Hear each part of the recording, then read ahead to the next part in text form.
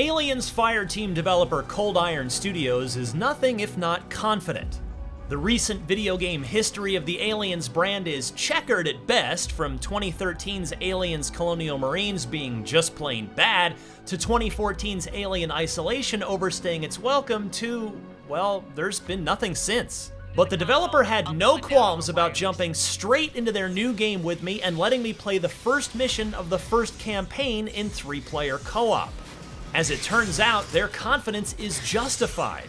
Aliens Fireteam would be an incredibly fun game even without the Aliens tie-in, but as it so happens, Cold Iron seems to have nailed the sights, the sounds, and perhaps most importantly, the mood of Ridley Scott's Alienverse to such a degree that it feels surprising that this exact flavor of Aliens game wasn't made years ago.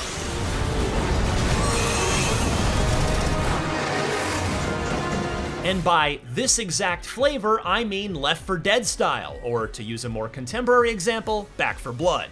It'll always be 3 of you in Aliens Fireteam, even if you're playing solo. Bots will fill in for any missing human teammates. And the action unfolds over the course of a Left 4 Dead-like 4-campaign arc, with each arc containing 3 missions. Each campaign takes place in a different setting, with the mission I played unfolding aboard the Katanga after a Xenomorph-inspired distress call comes in. Cold Iron teased the planet's surface and the Hive as other mission scenarios. Variety and replayability will come from randomized enemy spawning. There are many, many types of Xenomorphs here, including plenty that have never been seen in the Alien universe before, as well as challenge cards, which are basically mutators that can be played before each match, with new ones unlocked after them. An example Cold Iron gave me was that one challenge card might only count headshots to the Xenos, so, you know, aim carefully. The regular Xenomorph population will, by design, annoy you by virtue of their ability to attack from the floors, walls, or ceiling, and in large numbers, but it's the new ones that are going to crank up your in-game anxiety. I saw a few. The Spitter is like a Jurassic Park Dilophosaurus that can crawl on the ceiling. The Burster explodes into a gush of acid, which is especially problematic on higher difficulties where acid does way more splash damage. The Jumper can leap great distances, and the Warrior is a gigantic tank alien that will grab and crush you if it gets too close.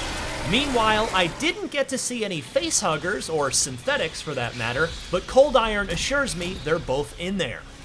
No matter who or what you're shooting at, you're able to choose your preferred style of attack by way of Fireteam's 5 available player classes. I played the Gunner, who gets a damage multiplier for stringing together successful pulse rifle or shotgun shots, and has an overclock special ability on a cooldown that can amplify damage for himself and any nearby teammates. The Technician can toss down shock coils that slow down the enemies, as well as place sentry turrets. The Demolisher has shoulder-mounted micro-rockets and a blast wave that knocks encroaching Xenos back, while shouldering the heavy weapons like the flamethrower and smart gun. And rounding out the classes are the self-explanatory Doc and the still unknown Recon. My initial impression is that the guns feel really good.